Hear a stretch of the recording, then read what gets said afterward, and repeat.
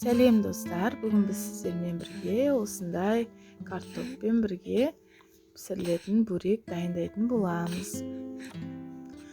Енді балаларға бұның дәмі өте қатты ұнайды, сіздерге де ұнайды деген үміттемін. Осындай суға піскен картопымызға бұрышымызды қосып, оны езіп пюре жасайтын боламыз.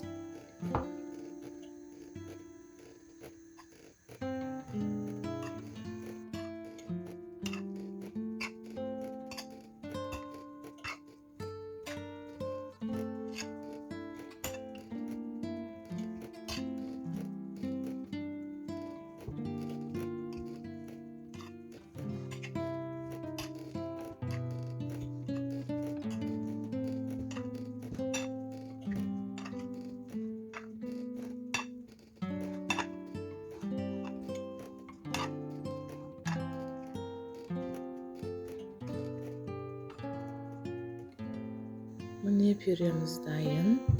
Енді лавашымызды алып, үш бұрышты етіп кесеміз. Видеода көрсетілгендей етіп, үш бұрышты қылдырып кесеміз. Орауға ыңғайлы қылып.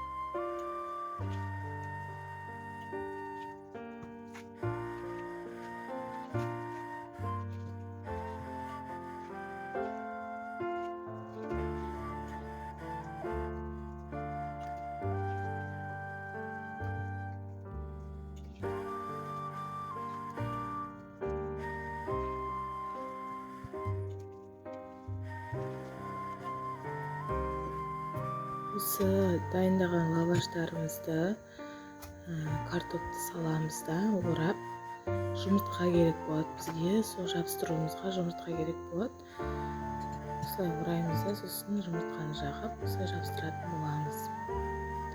Барлық лаваштардың барлығына осы орап жасаймыз.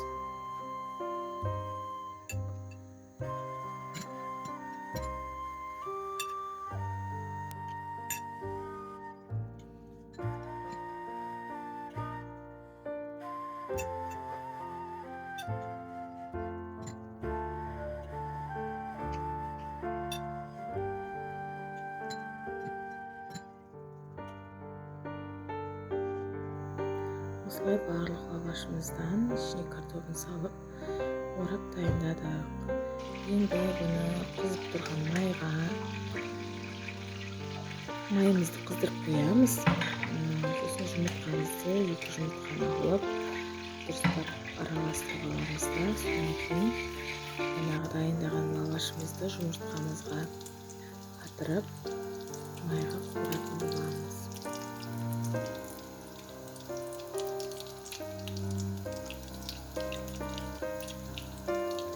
Өте дәмді, балаларға өте қатты ұнайды буректеріміз.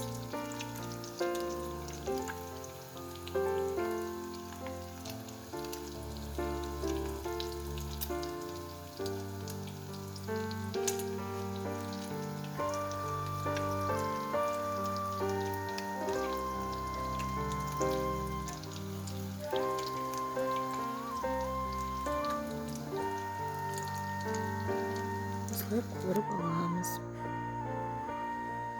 Буректеріміз дайын. Видеоны соңына дейін қарағандарыңызға үлкен рахмет.